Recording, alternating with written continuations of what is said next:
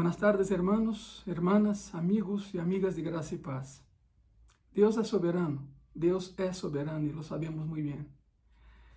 Dios tiene una manera maravillosa de guiar y dirigir nuestras vidas, llevándonos al lugar donde Él quiere que estemos. Te voy a dar un ejemplo muy claro. Después de fundar la iglesia, Cristo dijo a sus discípulos: id por todo el mundo y predicad el evangelio a toda criatura. La pregunta es, ¿obedecieron? ¿Fueron? No. Porque estaban en Jerusalén, estaban en lugar cómodo, estaban en su zona de comodidad y no querían salir de ahí.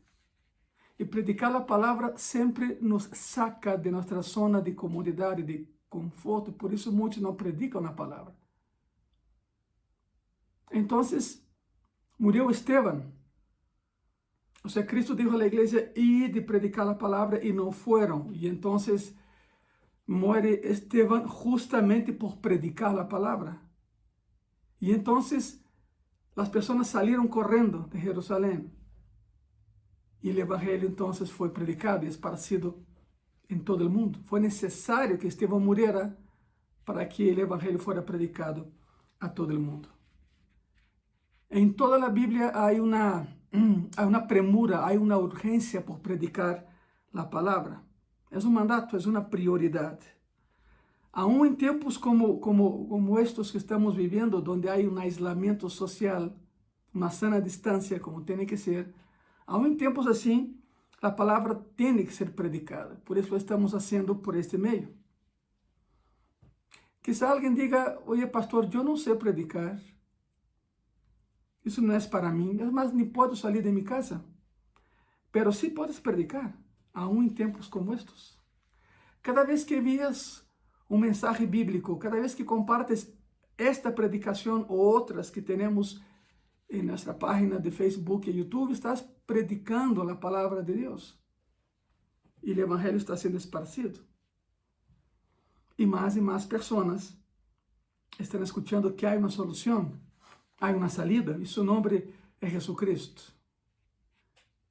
Deixe-me começar com isso. 2 de Timoteo, capítulo 4, versículo 1 e versículo 2. Repito, 2 de Timoteo, capítulo 4, versículo 1 e versículo 2. A palavra diz assim: te encarezco delante de Deus, é Pablo hablando a Timoteo, te encarezco delante de Deus e del Senhor Jesucristo, que juzgará a los vivos y a los muertos en su manifestación y en su reino, que prediques la palabra. Escute eso, que prediques la palabra, que instes a tiempo y fuera de tiempo, redarguye, reprende, exhorta con toda paciencia y doctrina. Bueno, y alguien quizá pregunte, ¿qué quiere decir eso? ¿Cuáles son los tiempos? Ahí habla de tiempo y fuera de tiempo, estoy confundido. ¿Cuál es el tiempo y cuándo no es tiempo? Bueno, hay dos opciones. O estás a tiempo o estás fuera de tiempo. No hay una tercera opción. Lo que Pablo está diciendo es, predica siempre. Predica en todo momento. Predica todos los días. Predica cuando el evangelio es aceptado y cuando no es aceptado. Cuando apetece y cuando no apetece, siempre es tiempo de predicar la palabra de Dios, a tiempo y fuera de tiempo, decía Pablo hace 2000 años. En ese pasaje que acabamos de leer hay dos aspectos, digamos, negativos, redarguye y reprende, y hay uno positivo, si lo quieres tomar así, que es exhorta. Ese es nuestro mandato. Eso es lo que hacemos, porque las personas están muriendo de hambre y no lo saben. Hay personas, quizás seas tú, alguien te compartió ese mensaje y te estás muriendo de hambre espiritual y no lo sabías. Hasta ese momento te enteras que estás en una clase, un tipo de inanición espiritual y no lo sabías. ¿Saben cuando las personas dan cuenta de que están muriendo de hambre? Es cuando escuchan la palabra siendo predicada con una doctrina sana, no acusatoria. Cuando su corazón salta y cuando sus mentes son abiertas a la verdad de Dios. Cuando la Biblia no es una carga, sino un placer, un deleite. Es ahí cuando entiendes que estabas muriendo de hambre y no lo sabías. Martín Lutero foi um dos grandes reformadores da igreja. E Martín Lutero dijo na ocasião: a adoração mais elevada hacia Deus é a predicação da palavra de Deus. Tito, capítulo 2, versículo 15, diz assim: isto habla e exorta e repreende com toda autoridade. Nadie te menosprecie. Significa que nadie pense em evitar ou em evadir o que estás dizendo. Não pode nascer por um tempo, pela verdade cai por si sola. Há um hambre, há uma necessidade da palavra de Deus, muito mais nesses tempos que estamos vivendo hoje. Conosco pessoas que me enviam mensagens e me han dicho: oye, pastor, agora me arrependo de não haver estado na igreja, porque agora quero e não podemos.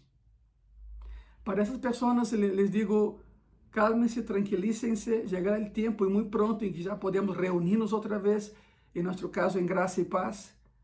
E comento isso: o primeiro culto, depois de que nos deem permisso de reunir-nos, será um culto de ação de graças. Será em um domingo, será um solo serviço e será para agradecer a Deus porque passamos por esse processo e estamos bem, e aí vamos. Te invito a que esteja conosco, vamos a dar anúncios e avisos em seu tempo, claro, em seu tempo e forma, para que podamos celebrar esse culto de ação de graças quando se nos permitem regressar e abrir o tempo. Todavia não. Chegará o tempo e muito pronto será. Pero há pessoas que me dizem isso por mensagem: pastor, me arrependo de não haver estado. Bueno, todavia tens tempo de hacerlo. Todavia tens tempo de estar na casa de Deus. A palavra de Deus tem que ser predicada, explicada e aplicada. A Bíblia tem que ser predicada, explicada e aplicada. De lo contrário, não terá nenhum efeito na vida de pessoas que escutam. Não é predicar, é explicar para que a pessoa la possa aplicar a sua vida diária. A pergunta é: por que é importante o que estou falando hoje? Por que é importante predicar a palavra de Deus? Bueno, quero dar-te 5 razões contundentes por las que devemos predicar a palavra de Deus. A primeira razão: se temos na pluma, quaderno, papel, já sabem como eu predico, já tenho que estar aí do lado da Bíblia, um quaderno e pluma. Reúne a tua família. Há muitas famílias que lo fazem e te felicito e agradeço. Graças por permitir que entremos a tu hogar desta maneira, verdade? Há várias famílias que se reúnem alrededor da mesa, põem o celular, ou a tablet, ou a computadora, eu não sei, e escutam esse mensagem. Que bueno, porque hoje te vai dar 5 razões contundentes de por que todos temos que predicar a palavra de Deus. Número 1, primeira razão: devido a los tiempos peligrosos. Número 1, ¿por que predicamos a palavra? Devido a los tiempos peligrosos. E quero que vayam comigo a 2 de Timoteo uma vez mais, e quédese aí, essa vai ser a linha que seguiremos nessa tarde, a linha. 2 de Timoteo, capítulo 3, versículo 1. A palavra diz assim: também debes saber esto, que en los postreros días vendrán tiempos peligrosos. Vendrán tiempos peligrosos. Bueno, déjame dar um trasfondo porque é necessário. A quem Pablo está escrevendo? A Timoteo, isso é lógico, é claro, a Timoteo. ¿Por que ele está escrevendo a Timoteo? Porque essa é a última carta de Pablo, sua última carta. Pablo quedou em Roma, primeiro em domiciliário e depois em um lugar chamado La Cárcel Marmetina. Vas a Roma, está o Coliseu, está o Circo Romano, não confundam uma coisa com outra, são diferentes. No Coliseu cabiam 50.000 pessoas e tem esse nome por seu tamanho. Seu nome original era o Teatro de César, pero como era um colosso, era enorme, quedou o nome de El Coliseu.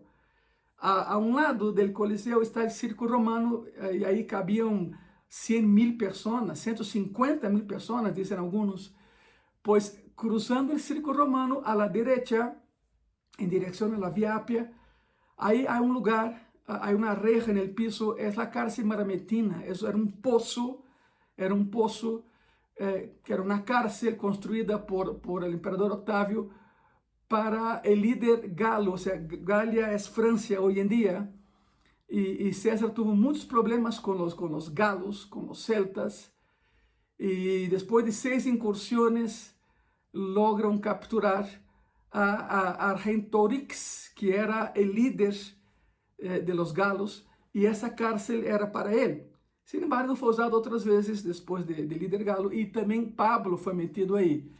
Por eso Pablo está en la cárcel. Pablo predicó a muchas personas estando en un pozo, porque la cárcel es un pozo. Y es curioso porque la idea de Pablo era ir a Roma y predicar en una plaza pública, predicar en el Coliseo, alcanzar a muchas personas, pero Dios lo pone en una cárcel, son sus propósitos. Y estando ahí, alcanza a muchísimas más personas que alcanzaría estando en el Coliseo.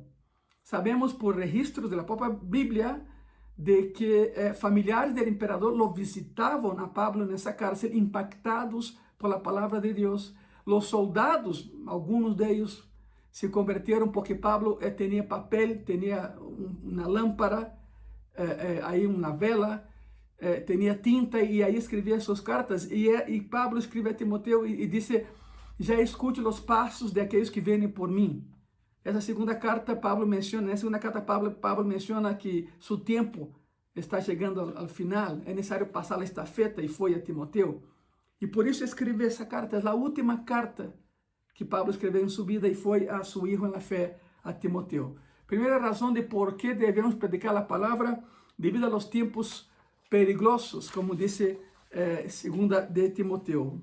Pablo era un prisionero, es el trasfondo. Pablo es un prisionero, está a punto de ser ejecutado, y hay un hombre que va a tomar su lugar, su hijo en la fe, y es Timoteo. En el capítulo 2, él lo llama hijo mío. Timoteo está luchando contra la persecución, luchando contra la hostilidad por parte de la iglesia de Éfeso, porque Pablo lo envía a Éfeso, era pastor ahí en Éfeso, Timoteo. Presentaba muchos problemas. Timoteo está comenzando a ser infiel en la predicación de la palabra, porque está siendo criticado por las personas de su propia iglesia y atacado por las personas de fuera de la iglesia. Por lo tanto, se está siendo atacado por las personas cercanas a ti, por tu condición de cristiano, y si estás siendo atacado por personas fuera, en tu trabajo, en tu escuela, te digo una cosa, no es nada nuevo. Todos los que predican la palabra pasan por algo así. Tú persevera. Es lo que Pablo decía a Timoteo. Insiste, insta a tiempo y fuera de tiempo. Timoteo está pensando en tirar la toalla por las críticas, por los rechazos. Y en gracia y paz, yo siempre he dicho a los que se congregan ahí, a los feligreses, no tires la toalla, porque ¿sabe quién la va a levantar? Tú mismo. No tires la toalla.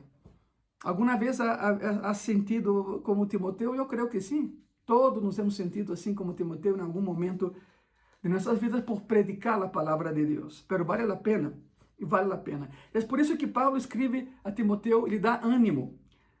2 Timoteo, capítulo 1, versículos 6 y 7, la palabra dice así: por lo cual te aconsejo que avives el fuego del don de Dios que hay en ti, por la imposición de mis manos. Porque no nos ha dado Dios espíritu de cobardía, sino de poder, de amor y dominio propio. Pues aquí está el apóstol Pablo al final de su vida. Él ha invertido mucho en ese joven, en Timoteo. Lo colocó en la iglesia de Éfeso, un lugar muy difícil, pero un lugar clave, porque ahí es el foco de las iglesias de Asia Menor. El pasaje dice que avives el fuego, del don de Dios que está en ti por imposición de mis manos.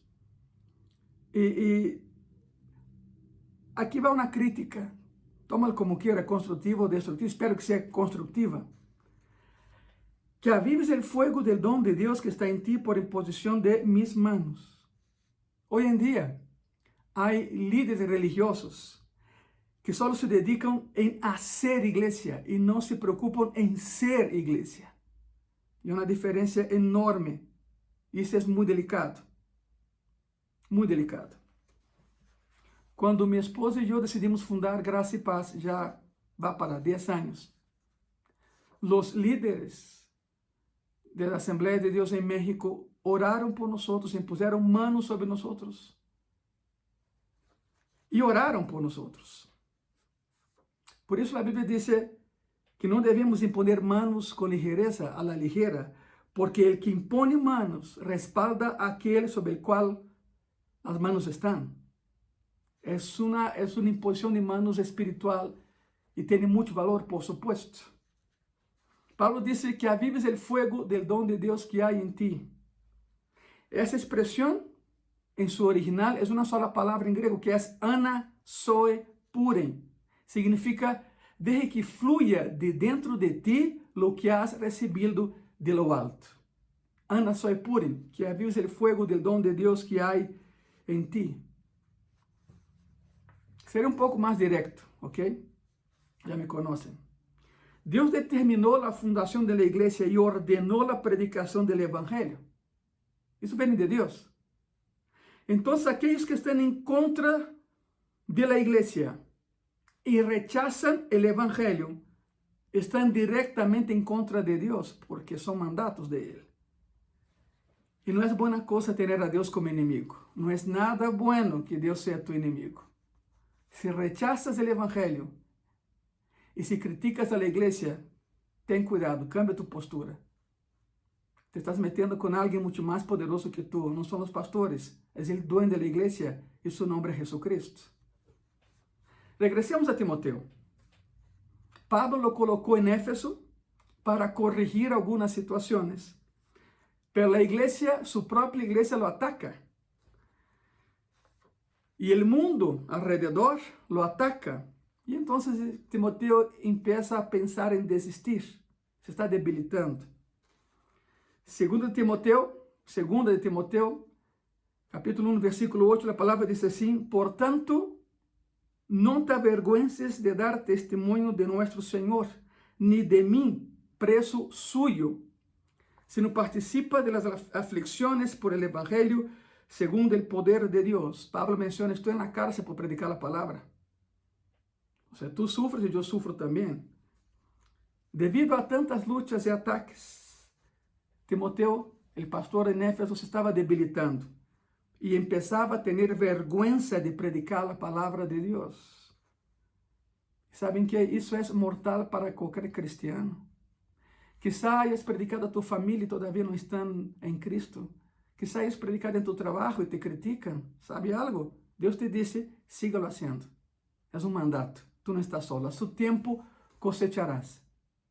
A su tiempo el fruto vendrá.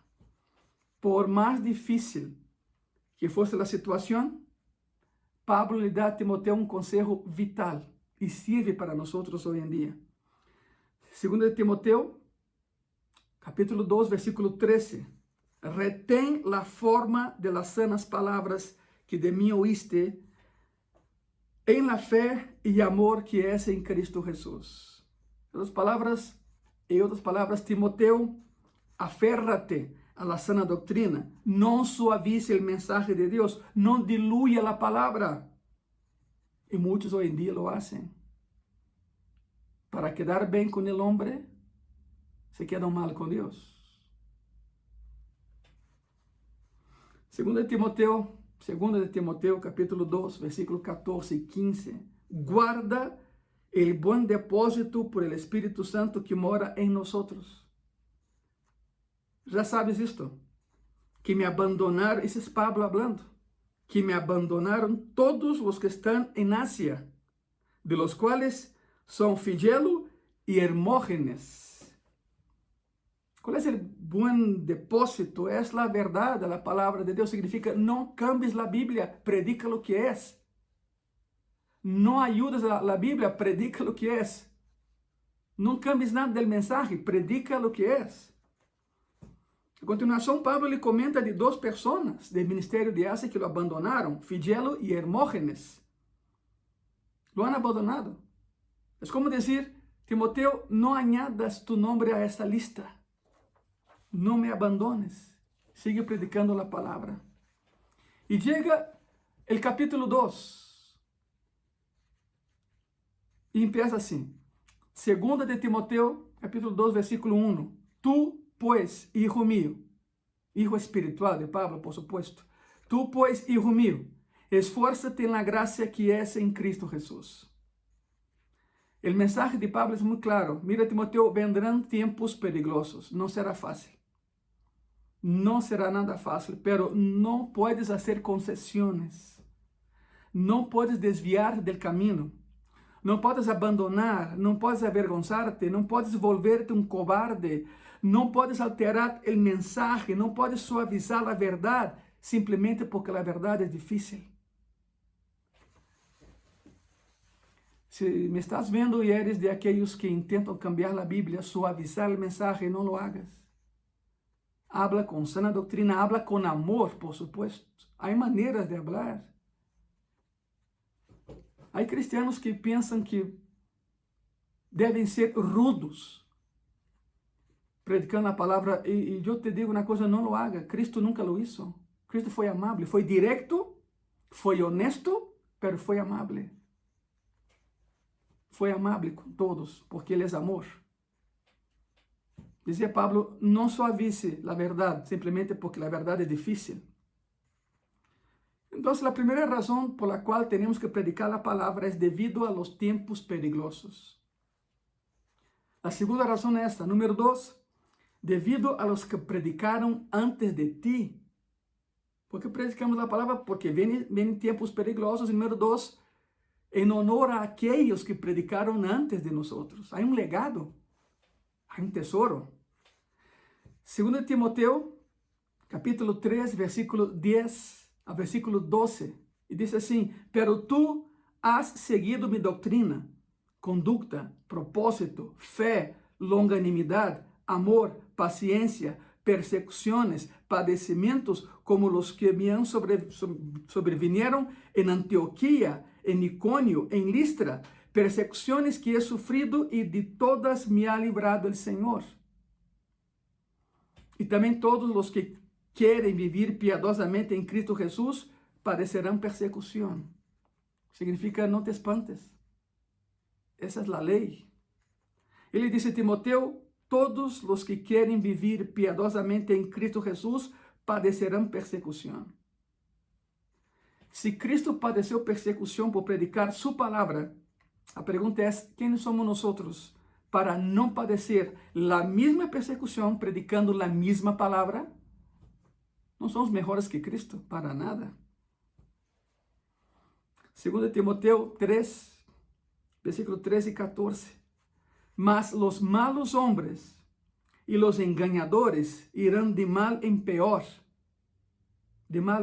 engañando y siendo engañados.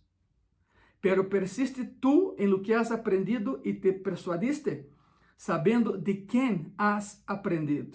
É como se Pablo dijera, tú sigue, continúa, tú acuérdate de quién aprendiste esas cosas y de quién las aprendiste de mí, Pablo. En Filipenses 4, versículo 9, Pablo escreveu, lo que aprendisteis y recibisteis y oísteis y visteis en mí, esto haced, y el Dios de paz estará con vosotros. ¿Y tú? ¿Te acuerdas quién te llevó a Cristo? ¿Te acuerdas a quién Dios usó para predicarte la salvación por primera vez? ¿Te acuerdas? Yo sí me acuerdo. Me acuerdo de un amigo llamado Alberto, la Iglesia Gracia y Paz lo sabe. Fue la persona que Dios usó para llevarme a Cristo, él y toda su familia en Brasil. Esa familia oró por mí 10 años. No fueron 10 minutos, no fueron 10 días de oración. Esa familia oró por mí 10 años. Y el resultado, hoy predico la palabra de Dios. Claro, Alberto fue usado por Dios, me predicó la palabra y está en el cielo. Está allá, en su presencia. Bueno, ¿te acuerdas de quién te predicó la palabra la primera vez? Ok, ahora te toca a ti predicar en memoria de esa persona. Que su esfuerzo no haya sido en vano. Alguien te predicó y te pasó la estafeta, ahora te toca a ti predicar el mismo mensaje, la misma palabra. No necesitas reinventar nada, reinventar el ministerio. Simplemente tome la estafeta, tome el legado, siga predicando la palabra de Dios. Escute bien eso. Los que hoy predicamos la palabra de Dios, podemos llegar a tener la falsa idea de ser mejores que aquellos que nos antecedieron, debido al hecho de que hoy tenemos más herramientas que no existían en aquellos tiempos. Pero repito, esa es una sensación falsa de que somos mejores que aquellos que vinieron antes de nosotros. Porque si hoy podemos ver más lejos que nuestros antecesores, simplesmente es porque estamos parados sobre sus hombros. Fueron gigantes los que nos antecedieron en la palabra de Dios. Honremos sus memorias. ¿Cómo? Prediquemos la palabra. El mismo mensaje que nos fue predicado. Razón número 3 de por qué debemos predicar la palabra. Debemos predicar la palabra de Dios debido a la dinámica de la Escritura. A la dinámica de la Escritura. Entonces, número 1, ¿por qué predicamos la palabra? Debido a los tiempos peligrosos. Número 2, debido a los que predicaron antes de nosotros. Número 3, debemos predicar la palabra de Dios debido a la dinámica de la Escritura. Te voy a explicar lo que es esto. Segunda de Timoteo, capítulo 3, versículo 15 al 17, la palabra dice así: y que desde la niñez has sabido las sagradas escrituras, las cuales te pueden hacer sabio para la salvación por la fe que es en Cristo Jesús.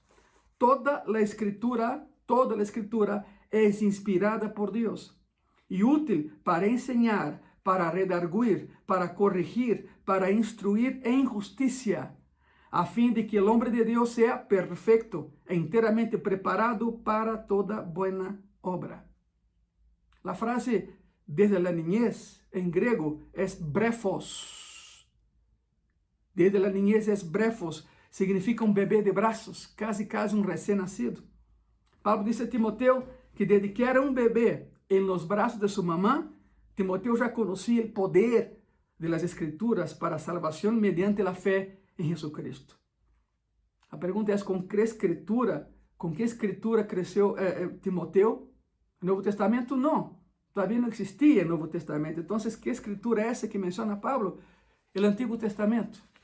Se trata de la ley, Torá, Netuvim, Ketuvim, el Tanaj, para los judíos. Se trata del Antiguo Testamento. Todo el Antiguo Testamento señala a Cristo. Todo el Antiguo Testamento apunta a Jesucristo. Los judíos decían que sus hijos bebían de la ley de Dios como un bebé de la leche de sus mamás. Y estaba la ley tan grabada en sus corazones y mentes que se olvidarían de sus propios nombres antes de olvidarse de la ley de Dios. Tan clavada estaba esto en sus corazones y en sus mentes. Pablo menciona 4 aspectos de la palabra de Dios. En ese pasaje que acabamos de leer, Pablo menciona 4 aspectos de las Escrituras. Enseñanza. La palabra en griego es didascalian. Señala el contenido de lo que se enseña, mucho más que el medio a través del cual el contenido es enseñado. Lo que importa aquí es el contenido, no el mensajero. Después, redarguir. Significa señalar un error para que no se repita. Eso es redarguir. Número 3, corregir. Significa restaurar a la posición correcta. Eso es corregir. Y número 4, instruir en justicia. La palabra de Dios nos enseña, nos redarguye, nos corrige para que podamos asimilar lo que Dios hace. Porque Dios siempre es justo, nosotros no. Entonces la palabra de Dios enseña, redarguye, corrige, instruye en la justicia de Dios. Como cristianos, queda la pregunta, ¿no? ¿Por qué predicaremos otra cosa que no sea la palabra de Dios? Hay muchas personas que piensan que predicar la palabra es hablar de ellos. Es subir a un púlpito o ir a un lugar y ser Él el mensajero más importante que el mensaje. Hay personas que piensan así, y eso es una equivocación. Isso é um erro. Diria eu, é uma ofensa a Deus. Porque não importa quem predique, o que importa é o que se predica. O mensaje sempre tendrá muito mais valor que o mensajero. Você predica a palavra de Deus porque está em uma larga linha de pessoas que han sido chamadas por Deus para ser simplesmente isso. Você recebe a estafeta e passa a la seguinte geração. Como poderia você minimizar o poder da Escritura quando só a Escritura salva e santifica? Não cambiamos o mensagem. Os que predicamos a palavra não podemos ter um valor mais alto do que temos. Não estou minimizando aos grandes predicadores fantásticos, que Deus lhes bendiga muitíssimo, que Deus los siga usando. Pero quando um predicador, quando um pastor, quando um evangelista, quando um missionário empieza a pensar que é mais importante de lo que predica, aí empieza o erro. E aí empieza a caída. A palavra de Deus é enseñanza, a palavra de Deus redarguye, a palavra de Deus corrige e a palavra de Deus instrui na justiça de Deus, não na nossa. Há uma quarta razão. Há uma quarta razão de por que predicamos a palavra de Deus. Número 4, devido a la demanda del soberano Deus. Devido a la demanda del soberano Deus. Segunda de Timoteo, capítulo 4, versículo 1. E a palavra diz assim: te encarezco, Pablo hablando a Timoteo, te encarezco delante de Deus e del Senhor Jesucristo, que juzgará a los vivos y a los muertos en su manifestación y en su reino. Pablo dice a Timoteo, te estoy mandando en la presencia de Dios y de Cristo Jesús. O sea, Dios es mi testigo que te estoy mandando que prediques la palabra. Enseñar la verdad de Dios exige entrega y compromiso con su verdad. Hay muchos que se hacen pasar por maestros de la Biblia, o quizá se sentem assim, ou quizá outros hacen com que essa pessoa se sinta dessa maneira. Pero como enseñar algo de Deus sin tener comunión con Deus? Es como ser teólogo y no saber nada de Deus. Significa, a pessoa estuda a Deus, pero não sabe nada de Deus. Como ser cristiano e seguir pecando é uma incoerência. Como ser um predicador e pensar que é mais importante que o mensagem predicado? Pablo aclara, mira, te encarezco delante de Deus, ou seja, tenho a Deus por testigo que te estou mandando predicar a palavra. Te he enseñado como hacerlo. Não há excusa para ti. É uma loucura e é um completo risco a alguém que se crê melhor que Deus. Repito, como ensinar algo de Deus sem ter primeiro comunhão com Deus? He conhecido a muitas pessoas que por sua preparação acadêmica chegam a uma igreja e querem mandar mais que o pastor. He conhecido a muitas pessoas que tem uma, e que bueno que tem sua carreira, claro, não estou em contra de nada disso, prepara-te, cumpre com tua carreira, porque também há pessoas que dizem, sabe que vou no último ano de medicina, pero Deus me chamou ao ministério e vou abandonar todo. Não lo hagas, não lo hagas. O que México necessita são ministros e predicadores preparados em todo. Claro que há institutos bíblicos, há seminários teológicos. Claro, hay que prepararnos cada día más y más, pero si estás cumpliendo tu carrera académica, concluye. Si todavía no has entrado, entra. Si has abandonado, regresa. México necesita personas preparadas, termina tu carrera. Pero he conocido personas que sienten que son mejores que los demás simplemente porque tienen una preparación mejor que la de los demás. Isso é um erro. Deus não usa perfeitos Deus busca personas perfectibles y Él lo hace. Y Él lo hace. Nada más piensa en el grupo que Cristo llamó para predicar la palabra, sus 12 discípulos. Simplesmente por lógica, nenhum rabino llamaria nenhum de ellos para ser sus alumnos. Seria muito mais fácil para Cristo haber chamado a alguém de Jerusalém, de la família de algum sacerdote. Não, pero Cristo chama a 4 pescadores, que naquele entonces eram analfabetos, a um sicário, a um cobrador de impostos, a pessoas que não tinham nenhuma ilusão na vida.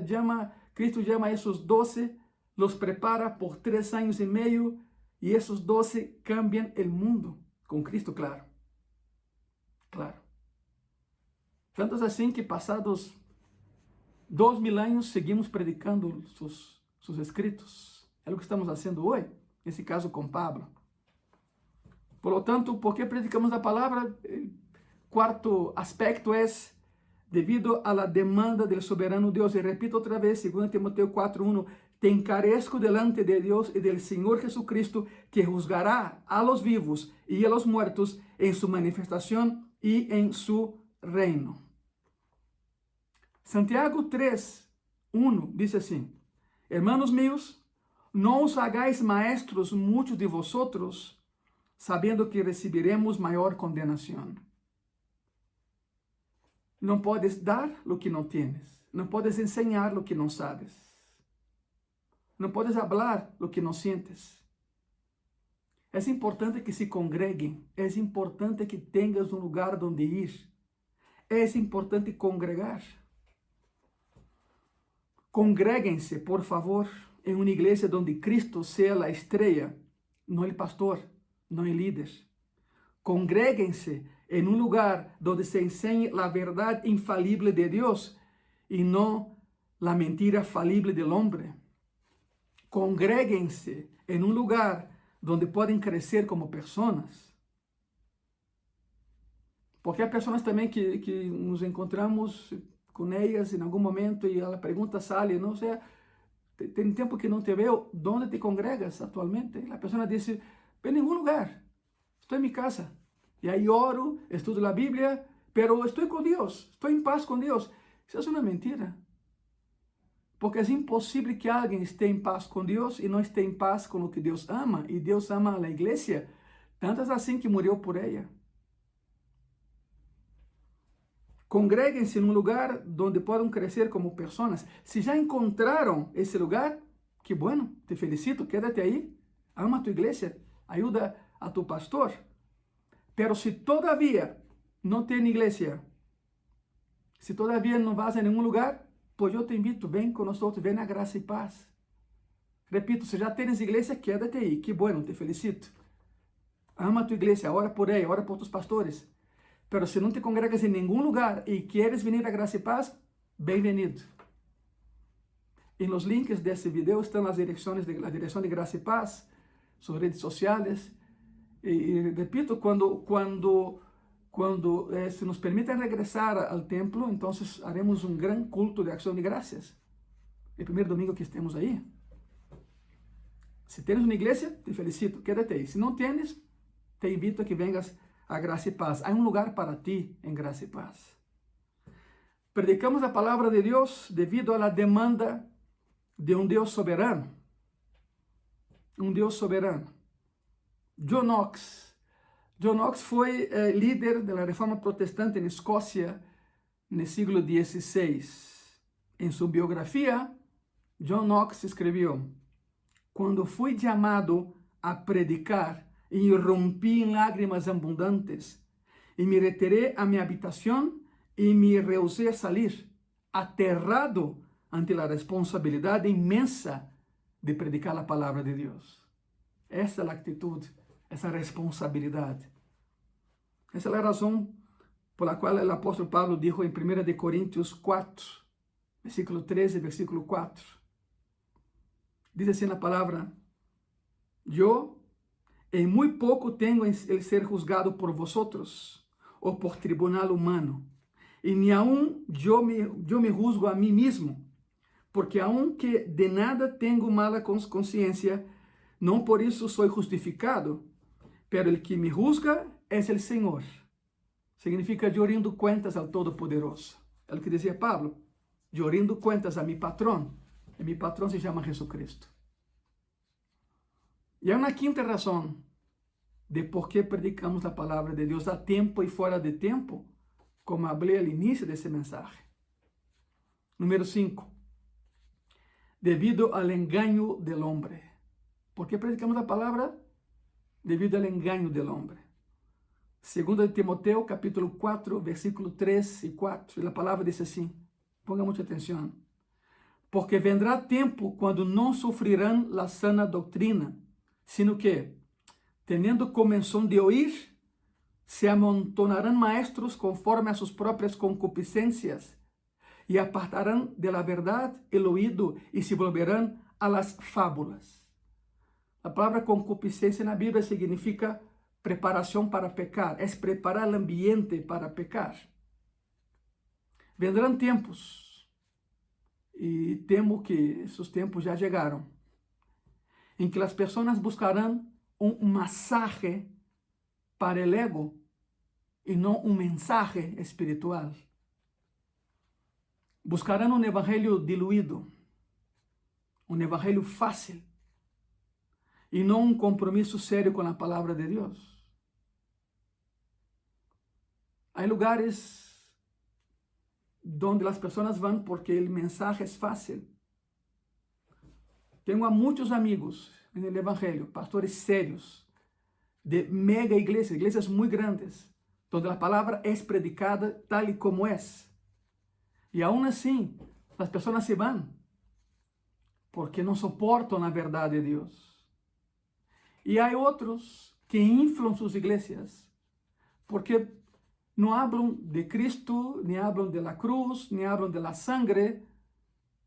¿Por qué? Ni del pecado. ¿Y por qué? Porque piensan que eso asusta a las gentes. Entonces hay personas que buscan un evangelio diluido, un evangelio fácil.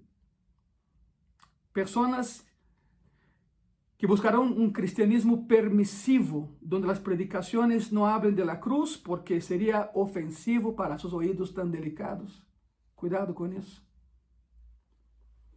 Estamos en una época donde la palabra doctrina es una mala palabra. Imagínense. El ambiente que prevalece en la sociedad es que toda persona puede determinar la verdad por sí misma. Y eso se ha infiltrado en la iglesia. En cualquier iglesia hay personas así. Hace algún tiempo alguien me preguntó, oye pastor, ¿qué pasó con los fariseos de la Biblia? ¿Se acabaron? Y yo contesté a esa persona, no, todavía existen, pero están camuflajeados, están dentro de las iglesias hoy en día.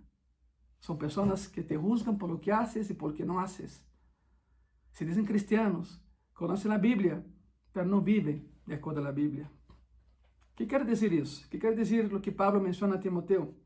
Quiere decir que muchas personas quieren un mensaje que los haga sentir bien. Son motivados por sus propios deseos.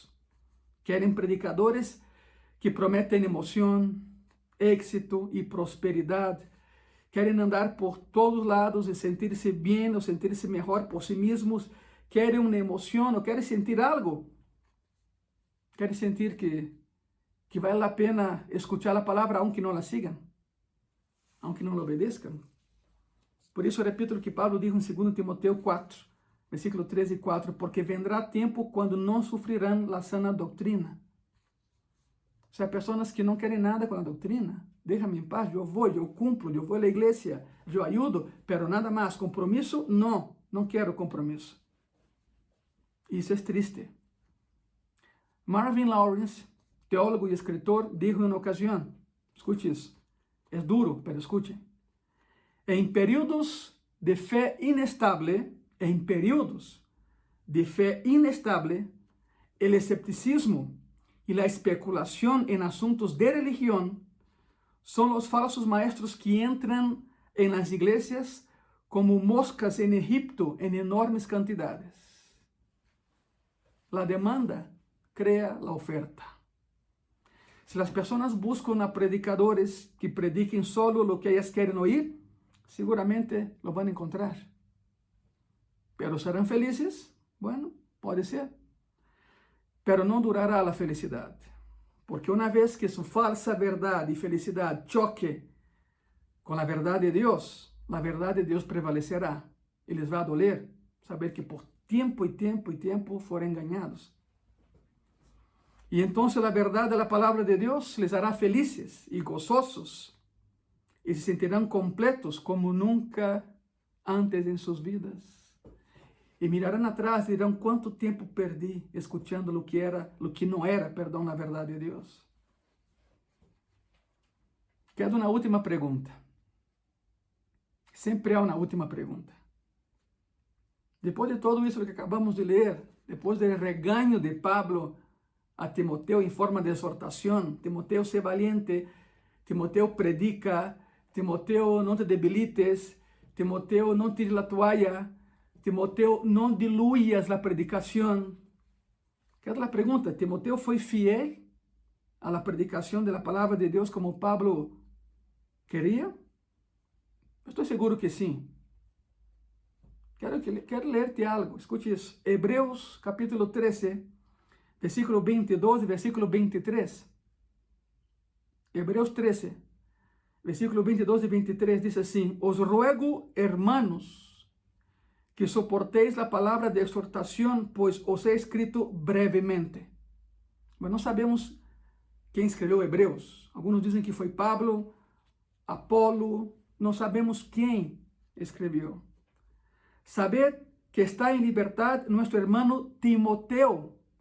¿Quién está en libertad? Timoteo, con el cual, se viniere pronto, iré a veros.